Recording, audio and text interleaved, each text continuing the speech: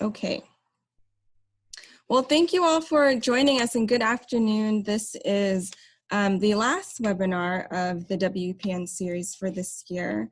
And there might be one more in the future related to remote coaching, but more information to come on that. So everyone, my name's Donna Quach. I am with the College Success Foundation, also with the Washington Passport Network. Thank you all for joining us, and thank you to the presenters for joining us as well and offering your time and expertise.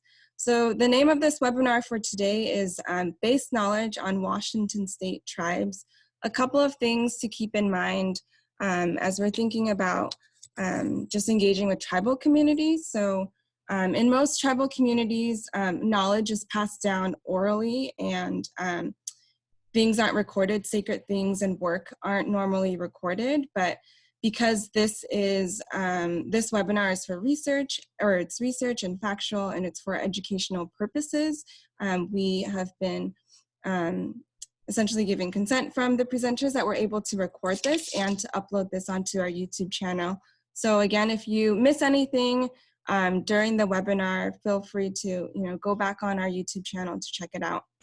And throughout this presentation, our hope is that this webinar and presentation is interactive, and we do have some time allocated toward the end to open it up for attendees to ask questions. We're hoping that this is really high level. The intention for this presentation, it's high level, and the hope is to go more in depth with the presentation when we have the Passport Conference. So many of you have already been received communication that the Passport State Conference is postponed because of COVID-19, and I do hope that folks are staying healthy and doing well and practicing social distancing and taking care of yourselves and those around you. And with the gathering bans and just everything in place right now, we made the decision to postpone the Passport Conference to November 2nd and 3rd. It'll still be at the Greater Tacoma Convention Center. If you have any questions specifically about the conference, please feel free to reach out to the CSF Passport team at passport at collegesuccessfoundation.org, and we can field your questions there. Again, there were plans to do a presentation about Washington State tribes and engaging with youth from tribal foster care at the Passport Conference, and we will have a couple of presentations and topics around that when we have the conference in the fall. Some other housekeeping things I wanted to mention is that there's a post-webinar survey that we will send out, and actually once this presentation is over, you will get a screen that pops up to ask you to take the brief survey. It hopefully will only take you no more than 3 minutes to complete, and it really helps us and our team learn more about what topics you're, as a WPN member, you want to learn more about, and it helps us with just figuring out the schedule for the webinars. Let's see.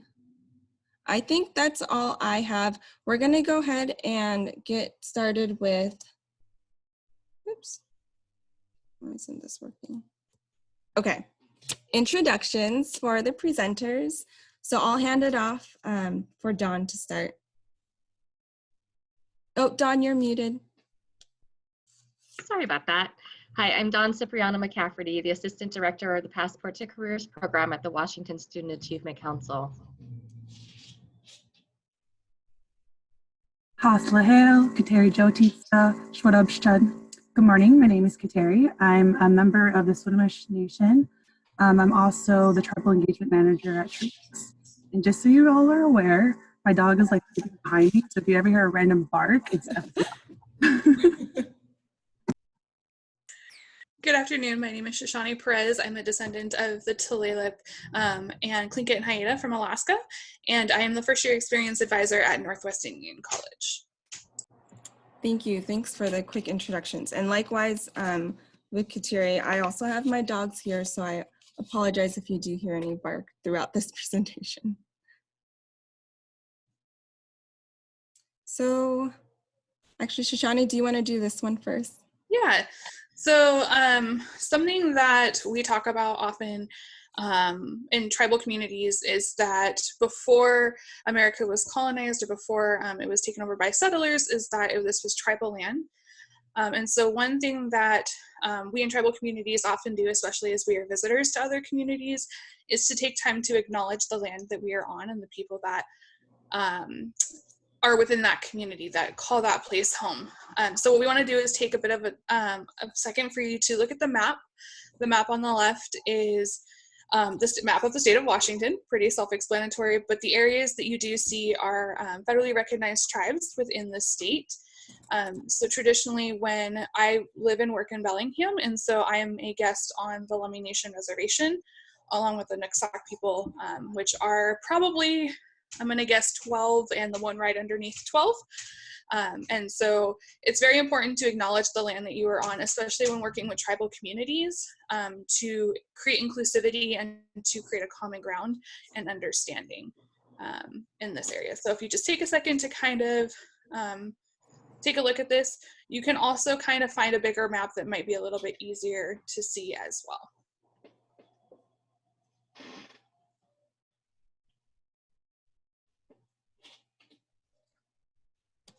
Thanks, Shoshani.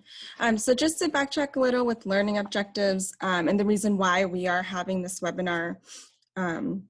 So in 2018, when Passport to College expanded and rebranded to Passport to Careers, it included the expansion to the students that are eligible, and that now includes youth who are from tribal foster care. And there's been a lot of questions about just, how do we engage with young people who experience or are from tribal foster care? How do we identify? How do we figure out that they're eligible? What are etiquettes to basic etiquette for tribal engaging with tribal communities? So we wanted to touch on some of that at a very base level, and we recognize that this presentation will serve as a review for some people, and for others it might be, not knowing anything, and so there's just a very knowledge level. So we're kind of starting at the basics. The 4 learning objectives for this webinar in particular is that we're hoping participants will leave the webinar with an understanding of the differences of federally recognized versus state recognized tribes, understanding of basic etiquettes when engaging with tribal communities, learning more about the policies that have affected tribal communities and what led to the culmination of the Indian Child Welfare Act, also known as ICWA.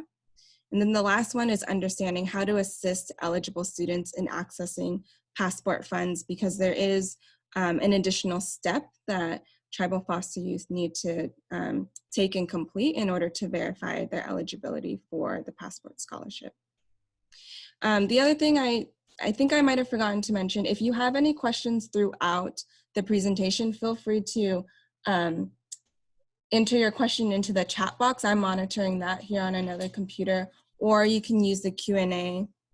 And then at the end of the presentation, or toward the end, we will have a Q&A section or time for that. And that's when participants and attendees you can unmute yourself and ask the question as well, versus typing it into the chat box.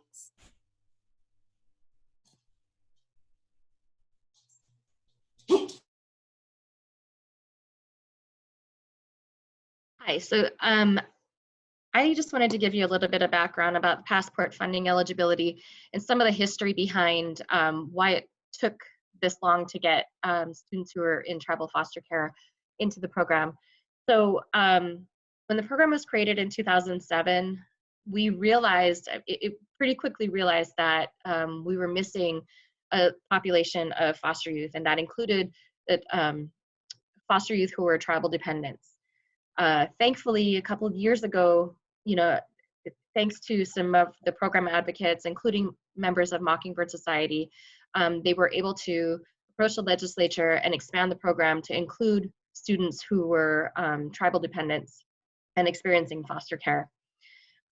So in order to be eligible for passport, the student must be in a federally recognized tribe, and they need to have been in foster care after age 14, and that's at any point after age 14.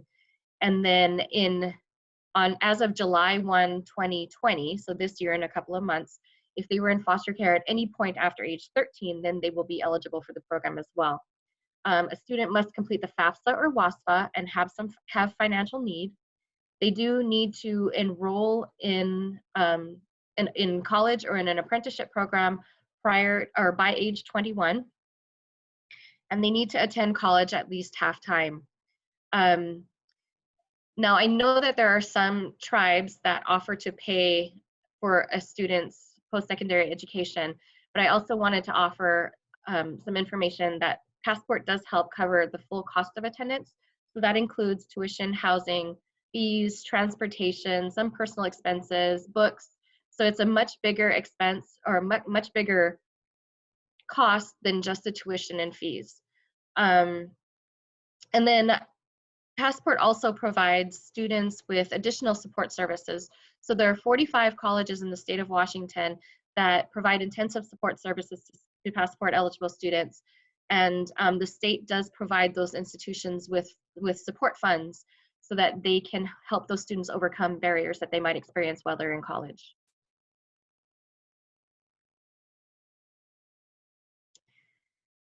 So what you see here are two forms. The form on the left is the Passport consent form. So if you're working with a student that you think might be eligible for Passport, have them complete this Passport consent form. And then tribal foster youth also need to complete a tribal verification form, which is on the right. So what they could do is take that form to a tribal representative, and that could be a case manager or somebody in the tribe that can verify that the student was a dependent, is in that tribe and was in foster care.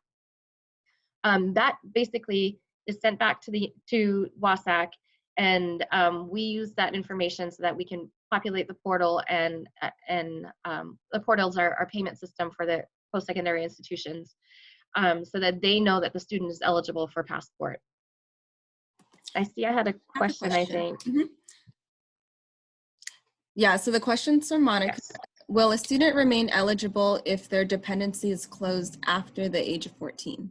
Yes, it will. So if they were in foster care at any point after age 14, and like I said, as of July 1, it'll be age 13, and that'll be aligned with the federal definition of an independent student for financial aid purposes. So yes, if they're in foster care at any point after that birthday, then they will be eligible for Passport.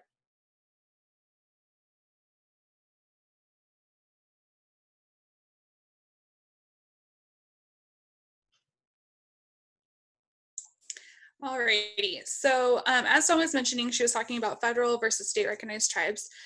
So for many that don't know, there are two classifications in the United States. There is a classification of federally recognized tribes and state recognized tribes. And for working with students that come from a tribal population, whether descendancy or actually being an enrolled member of a federally recognized tribe, it is extremely important as practitioners and as those that are working within school settings as well to understand the difference and what may ultimately be the benefits and the downfalls for students. So this is a definition that I retrieved from the BIA. So the BIA is the Bureau of Indian Affairs. It is a giant organization that takes care of all of the federally recognized tribes in the entire country. So a federally recognized tribe is defined as an American Indian or Alaska Native tribal entity that is recognized as having government-to-government relationship with the United States with responsibilities, powers, limitations, and obligations attached to that designation is eligible for funding and services from the Bureau of Indian Affairs or the BIA. And when they talk about government to government relationships, a big part of that is the definition that we talk about of being called sovereign, which means that within federally recognized tribes, you often see councils and things along those lines. And those councils have the ability to mandate laws and to change things within their tribal communities. So a good example of that is actually right now. So within COVID-19, the tribe, like I said, the tribe that I primarily work with is the Lummi Nation, which resides in Bellingham.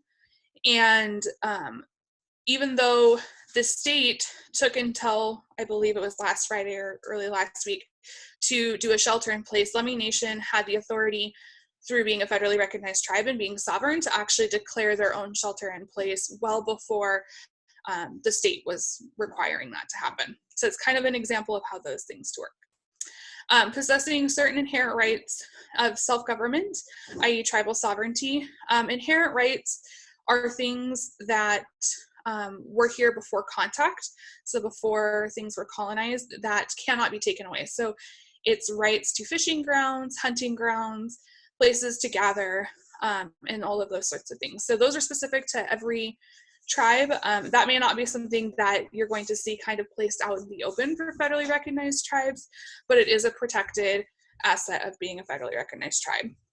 And they're entitled to receive certain federal benefits, services, and protections because of their relationship with the United States.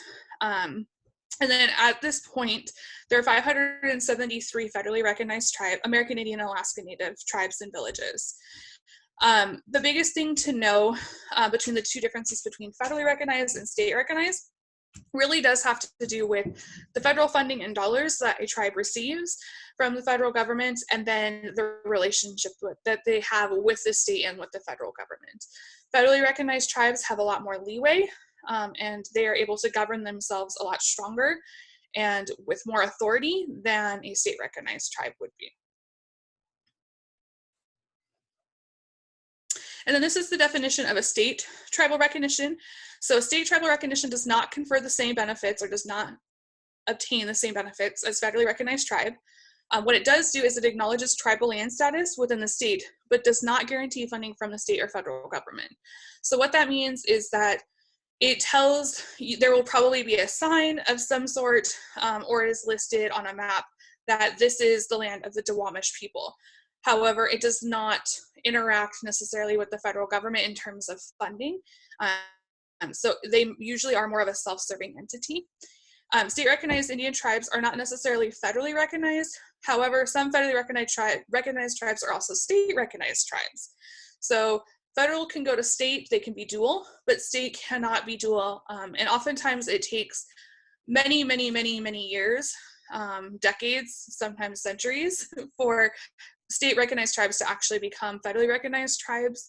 I didn't include that part in this PowerPoint. There's a lot of information if you do want to go into the BIA and try and figure out what constitutes by law, how do you become state versus federal. There are often times where state recognized tribes have gone into federal and have received their federal recognition, and sometimes they have also had their federal recognition taken away as well. So it can go one way or the other. And then federal recognition remains the primary way in which tribes seek to be recognized. So what that really comes to mean is that if you are working with a tribal student or tribal family, that tends to mean that the student, if a student is enrolled in a state recognized tribe or part of a state recognized tribe, oftentimes they don't have access to benefits where Don was talking about tribal higher education funding, housing assistance, food assistance. Those benefits may not be as readily available to that student as if they were enrolled in a federally recognized tribe. And again, a big part of that goes back to the amount of funds that are allotted to each individual tribe per year in order for them to access that funding and to provide those supports.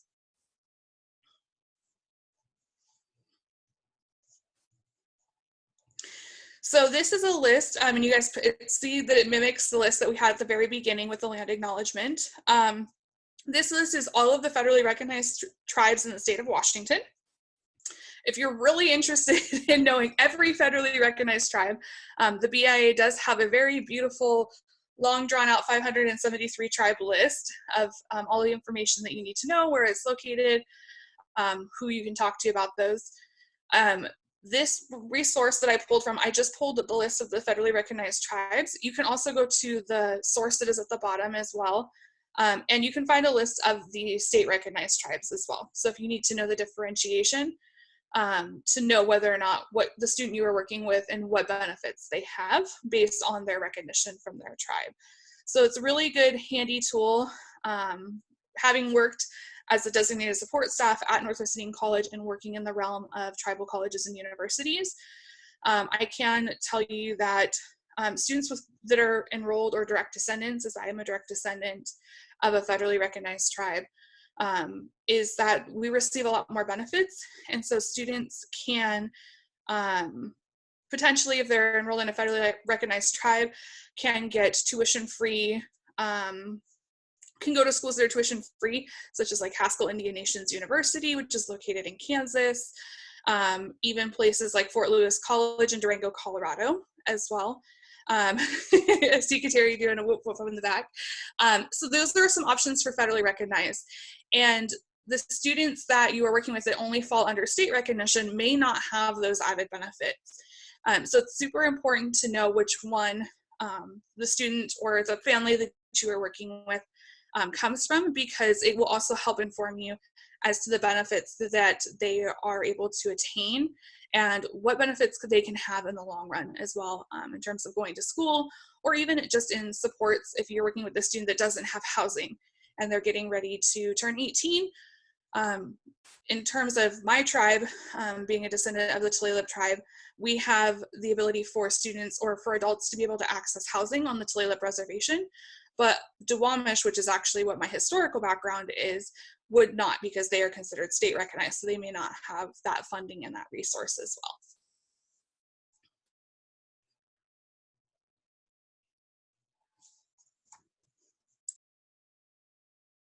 Just to add some confusion to the difference between state and federal, I'm also going to include that if your student is coming from an Alaskan tribe, they're actually not called tribes, they're called incorporations, just so that you're aware, just to make it a little bit more confusing. And I'm going to go through our policies. Just want to make sure, can everyone hear me pretty well? Okay. In the sake of time, I'm going to go over just the bolded ones, because those are the ones that make the most impact as far as understanding the mistrust between tribal communities and outside entities. So starting back in 1832, this is when the Supreme Court rules that Native tribes are independent nations. So this is essentially the policy that solidified the idea of sovereignty and the idea of a tribal nation has the ability to create treaties and the ability to talk directly to the federal government versus having to go through like a bureaucratical kind of system. In 1879, this is when the Carlisle School of Indian School was established. This was the first boarding school in the United States. I would also mention that though this is the first boarding school in the United States, there were boarding schools in Canada. They're called residential schools versus boarding schools that were also in effect at the same time. And these boarding schools, one, were forcibly removed. Kids were literally ripped from their families. And there's many stories of folks that would try and hide their kids in order for them to be taken, that would hide their kids to prevent them from being taken. Because the motto essentially was to kill the Indian and save the child. It was a very intentional cultural genocide of an outside entity, federal government coming in and taking from tribal communities. In 1897 is when the boarding schools started teaching manual labor. And this came through the mindset that Native people weren't intelligent enough to learn academically. And so they wanted to prepare them for what jobs they will be able to get as an adult. And it kind of just goes back into the beginning of the intentionality of academic inequality starting in the 1897s. This is also a place where there was severe physical abuse, mental abuse, sexual abuse, emotional abuse. It was to the point, there's a lot of anecdotal stories of siblings who weren't allowed to talk to each other, of like hat pins being pushed through children's tongues if they were speaking their language, of being beaten if they tried to essentially talk to each other. And this is also a really big place when the tuberculosis outbreak was kind of happening. And there's over 6,000 documented deaths of children in Canada because they were the only ones that were actually taking note of it over this decade. it's actually believed that over 3 to 10 times are more likely, or 3 to 10 times more likely were killed or went missing. But because of the inequality of quality record keeping, we don't really know an actual number. Yeah.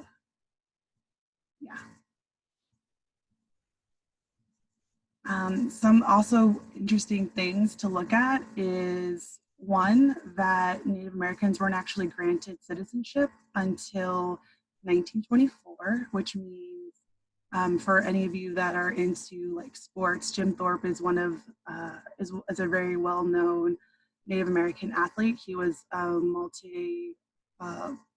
multi-gold medalist in the Olympics, and he was actually running for the United States even before he was granted citizenship.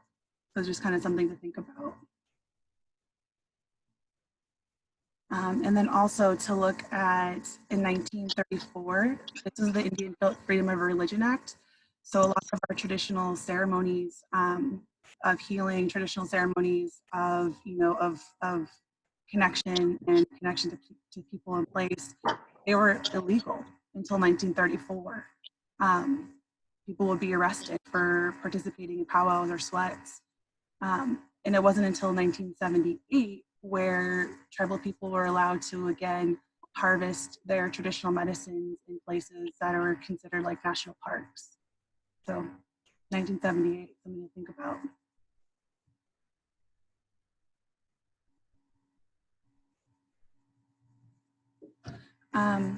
And this is the 1950s to the 1980s. So kind of when the boarding school era was kind of fading out, they were realizing that the impact wasn't as what they expected as far as assimilation goes, because the Native kids were still with each other. This is kind of when they started phasing into the scoop era, which is, there was no clear-cut dates, but it's like around the 1950s to the 1980s, where Native children were forcibly removed from their families and put into non-Native foster homes. And it was in huge packs. Like, again, there's a lot of like anecdotal evidence of stories of elders who had like an escape plan. If they saw a black sedan coming in, that they would know if they saw a black sedan coming to their homes, they would run out the back and then go to a neighbor's house to make sure they weren't taken. Some other things to think about is, as Shoshani was talking about, was the termination era. So a lot of tribes were encouraged in the 1950s to terminate to terminate themselves as a tribe in order to essentially get their land, essentially. So it's the idea that they would terminate as a tribe, which means their land would no longer be trusted, which means it could then be privatized. And so everyone would get their allotted amount of money, or their allotted amount of land. But within that, they couldn't afford their taxes. And so they'd have to sell their land in order to afford their taxes. And a lot of tribal land was taken that way.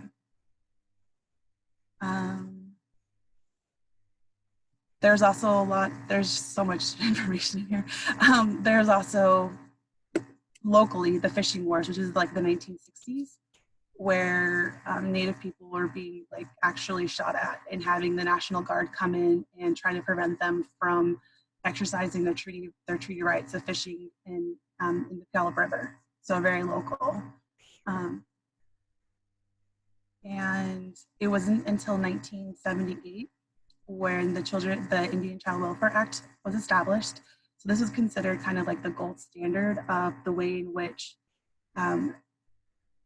children should be protected, staying in their community. So the idea is you would have a child who's going into care. They should first go to like a family member, an extended family member.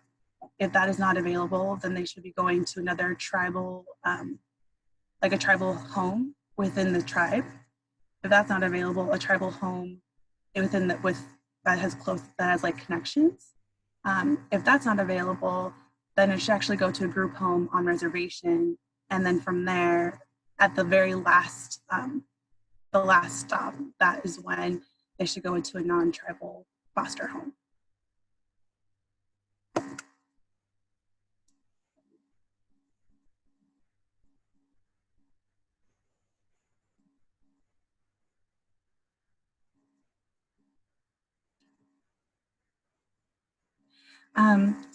What I put together is kind of like a basic etiquette of working with tribal communities. And one thing to think to remember is our tribal nations are just that, they're nations, which means their culture and their the way in which they conduct everything can be different, it can be varied, but this is kind of the most basic way that we can think of in order to kind of walk the appropriate lines of doing things in a good way with tribal communities. So like Trishani was talking about, most tribal communities start with a prayer, typically by an elder, because elders are very much revered and they're the people that we look to for knowledge and to kind of bring us together. And when that's happening, it's always appropriate to stand and to remove a hat, especially if you're praying. Each tribal community is different, like I was talking about, and cultural practices are unique as the countries in Europe. So one thing to think about is something as simple as traditional vehicles of transportation. Some tribes up here, they use canoes versus tribes in the Midwest where they use horses versus tribes down south where they ran. So being able just to realize like how completely different their lives are is something to remember. So going back to the idea that our elders are the ones that we need to take care of because they take care of us to begin with, is they're all really highly regarded, and that means that they should be invited to get the front of the line. If you're in a big line up to get food, like at a feed, and an elder steps in front of you, they have every right to do that. Just be aware of it. And if you see an elder that is unable to get a plate for themselves, it's customary for someone to get it for them, or to like grab a plate, ask if they need anything, and then get for themselves afterwards. Communal child rearing is something like a very common practice. So that means oftentimes relatives that are not mom and dad, it could be auntie, uncle, it could just be like the tribal aunties and uncles who don't have actual like blood connection, but everyone knows aunties and uncles, have the ability to kind of like to bring attention to inappropriate behavior to children. And that comes from this idea that being corrected is intended to be helpful, and it's done to show care. It's done because if someone sees you making a mistake, and this is even as an adult, I've been scolded, that if someone sees you making a mistake, they don't want you to continue to make those mistakes. They want to invest in you and become a better person. So you're never too old to be corrected. And take that as not something to be defensive of, but to take it as something as they care enough to see me grow as a person to correct me. Another important thing is to always give a significant buffer time when making meetings. This is like the idea of like on the West Coast, we call it like CM, it's like OCM. It's like this idea that your words are powerful and your words can come from not even just yourself, but your ancestors and people above you. And if you take the floor, and if you take the floor and you have something to share with the group, and someone stops you because it's not the right time, then there's this idea that you can get sick. And it's the idea that like, if you stop somebody when they're sharing of themselves and sharing either their vulnerability or sharing of important knowledge, and you stop them, you care more about time than you care about them as a person, and you care more about, and you don't care about their health. Consistency and face time is really important in communities and is noticed. If someone from a community invites you as a practitioner to come to a community event, I highly encourage you to go, because you can't really make the same kind of connection and bond if they only see you on your terms, meaning like they only see you in your office. Then there doesn't feel like a sense of connection. It's just you're staying in this place of authority. Wealth is shown through generosity. So sharing of food, sharing of gifts. We also call it Indian insurance. So one really common practice is like at funerals.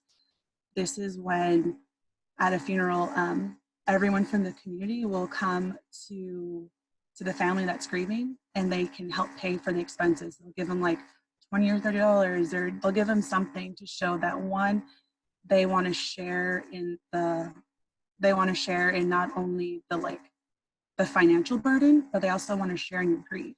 They want to help you take a little bit off. And so a lot of times you'll see someone taking notes, because if someone were to come to your family's memorial and give you money and being willing to share and being willing to take some of that grief off of you, then you'll go through your notes and being like, okay, if this family has anyone that's hurting or they need anything, we'll be there because it was done for us, so we're going to do it for them. So it's in insurance. Humor and teasing is a sign of affection. And definitely be willing to laugh at yourself. I always think of like whenever I go to a new community and someone teases me, I'm like, I'm in, all right. Any traditional regalia or jewelry is not a costume. And to say it as such is the idea of putting their traditional selves as entertainment for you. And that's not the case. People are wearing their regalia because it's them showing their identity. And always, always, always remember to ask before touching anything, especially hair. Hair, in some tribes, the only people who are allowed to touch your hair is your significant other or someone in your family. And so if you were to just come up and touch someone's hair, that would be an ultimate disrespect. And just like we were talking about this recording, is knowledge is secret and it's work. And so if you're at a ceremony or a gathering, you always ask permission to take pictures and video before.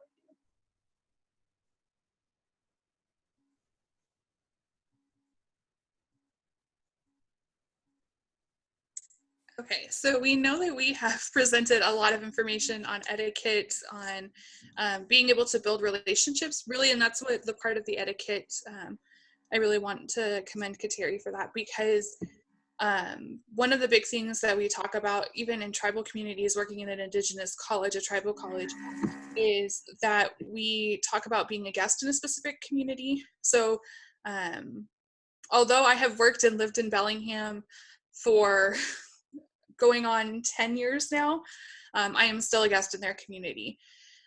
Although I am married to a man that is Hispanic and Blackfoot, if I was to ever go to his reservation, although I am married to him, I would still also be a guest in his community. And so part of the information that we want to put out also as well is to give you some resources, readings. We're all in the place right now where we have time to read a book, watch a movie, listen to a song, because of COVID-19. So we wanted to put out some really good readings, movies, resources that we could come up with, Kateri and I, is to things that we thought were really good resources, readings that would allow you to gain some information in a safe manner, that was not passive aggressive or not what I like to call oftentimes is not the history textbook version of what actually happened. Oftentimes, especially growing up in a non-Indigenous community, which is what I did most of my life, I grew up in Tacoma, I was looked to as the token Native in the classroom, so to impart my knowledge and my wisdom as to what actually happened. And so during textbook reading, during history textbooks.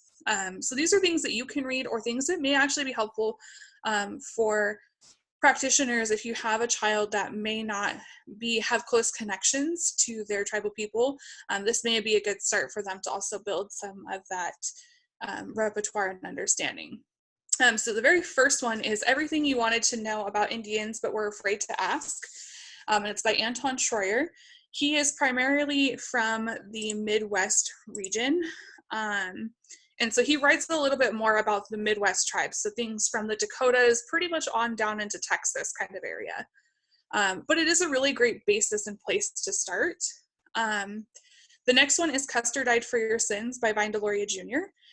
Custer Died for Your Sins is a really, believe it or not, is actually one of the first tribal books that I read, written by a tribal man when I went to college. And it's written about anthropology and coming to study tribes for the purpose of studying them, and not being, not kind of practicing those basic etiquette things that Kateri was talking about. That's where a lot of that comes from. Vine Deloria Jr. is a fantastic author, and I only included one book that I was thinking of when I was kind of thinking of the basics. But Vine Deloria Jr. has a plethora of things to read, and he writes a lot about academia, and he writes a lot about law and policy.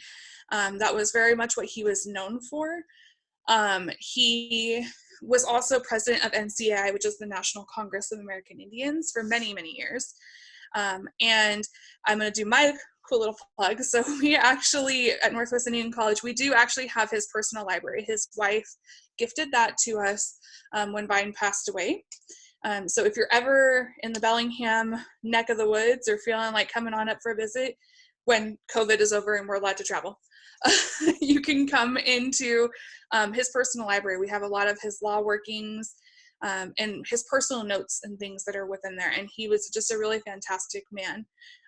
We also do a Vine Deloria Jr. symposium every year as well, where there's different topics. It's not necessarily focused in the area that we're talking about. It's usually focused in environmental impact as well. And then the other one is Facing the Future, which Kateri was one that Kateri recommended. So I'll let her kind of jump in on that one. Yeah, so Facing the Future is a textbook that, well, not quite a textbook, but it's a book that is kind of more, that dives more into the ICWA Act in general, and kind of like policies and just kind of understanding ICWA better.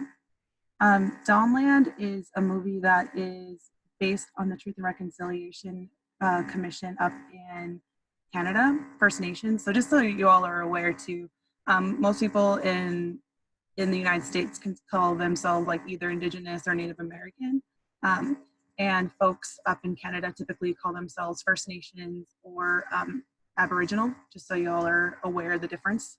And Dawnland is about the Truth and Reconciliation Commission in Canada, kind of going about how they, one, talk about residential school and the impacts that it has on tribal communities, into reconciliation, so attempting to face the truth and then kind of working together as a nation to attempt to heal them and attempt to prevent that sort of interaction in the future. And Indian Horse is a movie and a book, but it's basically, it's not, it's technically a fictional book or technically a fictional movie, but it's based on a lot of different stories of survivors of residential or boarding schools, and it's based on like kind of like all these different. It's based on like one student or one kid, but a lot of real life stories input into his life, if that makes sense.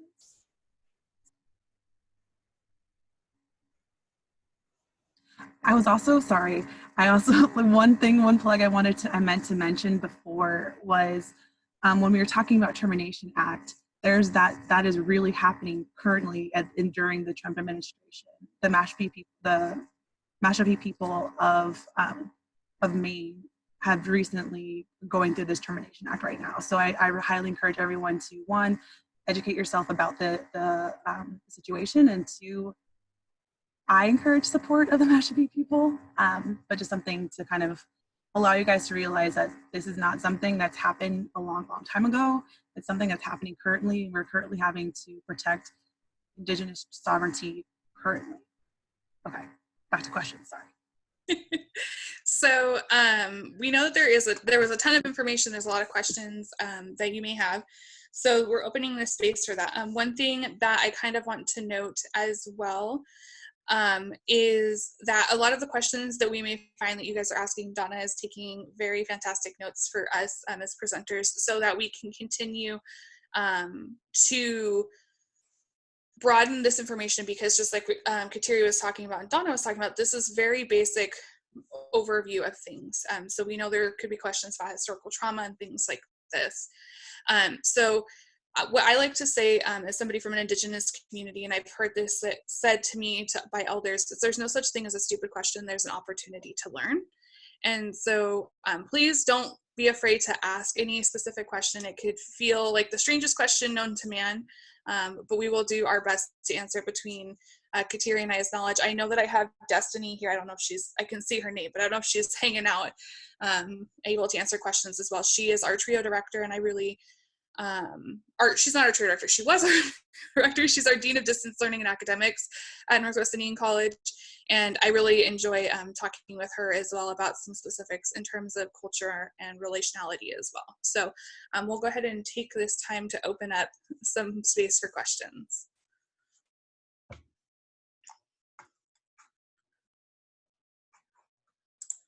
So this one is from Monica. Do students, I think this will be for you, Dawn. Do students need to be enrolled in a federally, okay, maybe I think I can answer this. So do students need to be enrolled into a federal tribes to gain access or qualify for those additional resources? Oftentimes the answer to that question is yes. Most tribes, the reason that they actually ask for you to be enrolled in that tribe is because that's kind of what the money has been designated for. What I also encourage practitioners and non-Indigenous, Aboriginal, First Nations people to think about is that, just like myself, although I'm not enrolled, I very much identify, and it took me a very long time to come to terms with identifying as an Indigenous woman. So it is very hard because, yes, those resources are usually only available to enrolled students, but always encourage students and youth especially to indulge in those sorts of traditional practices. It'll mean a lot to them when they're growing up. So Essence, what dictates a non-Indigenous community? Kateri, I think you might be able to answer that one better than me. A non-Indigenous community essentially would be what the mass media would consider a community. So like Seattle can be a community, your neighborhood can be a community. What we consider like an Indigenous community is either a consistent gathering, because like, this is like, sorry, just so y'all are aware too, about 75% of Native or Indigenous folks actually don't live on reservations. So an Indigenous community can be a reservation, but it can also be like there's a strong urban Seattle Native American population, and I would consider that a community because it's folks that are Indigenous consistently coming together to hold space and to hold healing. So anything that are not a reservation or a strong group of Indigenous folks coming together as a community, but still has a community, is non-Indigenous community. If that makes sense. That makes a lot of sense. So it's non-Indigenous, it just basically, it's a group of people that don't identify Indigenous, I think is the best way to kind of sum it all down. It's really hard to find the concrete definition. It's kind of like Terry answer that one. So it looks like we have an anonymous question. Can you share any resources to support youth who may want to pursue enrollment, citizenship in a tribe or First Nation, for youth who think that they may be eligible but aren't currently enrolled and have been removed from their birth families through the foster system? So yes, definitely. What I would suggest for that one is kind of, my first recommendation, this is just something that, having gone through the process myself, is to encourage that person to speak with their family first and foremost, because of the fact that that is what would traditionally happen, to know your family, to know where you come from. And for someone that was raised non-Indigenous, that is Indigenous, that has actually been the most helpful for me, is actually speaking to my family. And then just kind of looking, I hate saying it this way, but looking into the tribe's federal mandates of to how to be enrolled. It will give, honestly, it will give the student a very specific set of directions that they are supposed to follow in order to be enrolled. And it looks like Kateri has some great suggestions too. I would also mention the most important thing is to contact the tribe in which they think they're from, because every single tribe is a nation, and every single tribe has a different have different enrollment eligibilities. So definitely find out definitely talk to the family, so that way they know who their family bloodline is, because that's pretty much the one commonality of almost all tribal communities, is they need to know their bloodline. And then to talk to the tribe in which they think they're from, because they'll be the ones that can, and there's almost all tribes have like an admissions or enrollment office. So that would be where I would start, just because you don't know what the eligibility requirements are until you talk to them. Absolutely. And then Mary's question, I'm a bit confused about tribal care versus state care. I have a student who comes from tribal care through the Tulalip tribe, but it sounds like he is in a state placement. Is this the case for everyone that are somewhat dual enrolled, or is this a special case? He doesn't even show up on the CEDARS list sent to the districts, so I have been confused overall. I'll let Kateri take that one. So what's really interesting is I should have put the flow chart. So I have a flow chart of the way in which tribes go, or a student can go from like CPS initial investigation all the way down. But essentially, specifically with Tulalip, is every tribe has the ability to take their case, or to take a case or not take their case. And that has a lot to do with whether if they're enrolled, if they have capacity to do it, because some of our smaller tribal offices have like one social worker for their entire tribe. So most likely what happened is that kid came into care off reservation and went through the verification process, and then either Tulalip chose not to claim the case as their own, or they already had like a state worker. So that would probably be the reason why a kid would come up on state care but not tribal jurisdiction. And to make it even more confusing, I've heard of some families where they have like 3 kids, and some under tribal jurisdiction and some are not. And it just really depends on a case-by-case situation of whether or not the tribe agree to take that jurisdiction or not. I muted myself. Mary indicated that he has a tribal social worker. So that, just like Kateri was saying when she was talking about the charts that she was talking about, there may be an indication that there may not have been a family member within the reservation that was able to take that child on, and that might have been why it was the last resort for a state placement. And sometimes some student, or sorry, I'm so used to saying students, because Treehouse, some kiddos can have joint jurisdiction, so they have both a state caseworker and a tribal caseworker too. I see a question in the chat box that says, likely a very basic question, but what are some indicators that a youth in care may be affiliated with a tribe, short of them or their care team telling you directly, i.e. what might help a case manager or ed specialist be more proactive in being aware of resources or programs that they're eligible for? I think probably number one is talking with a student to find out essentially if they know of like kind of like their family background, essentially, starting there.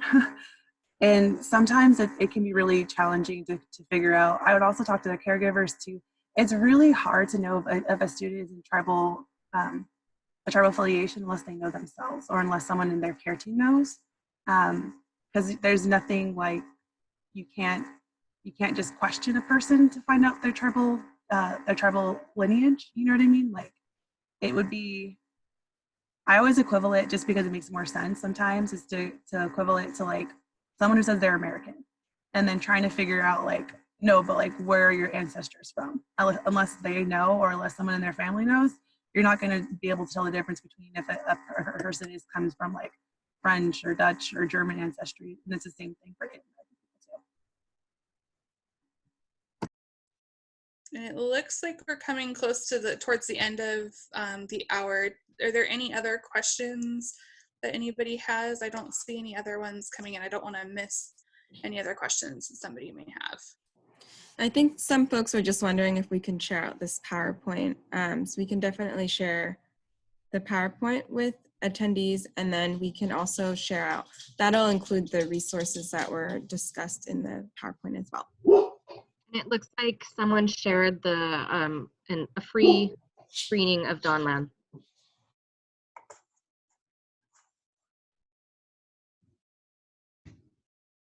Any other last minute questions?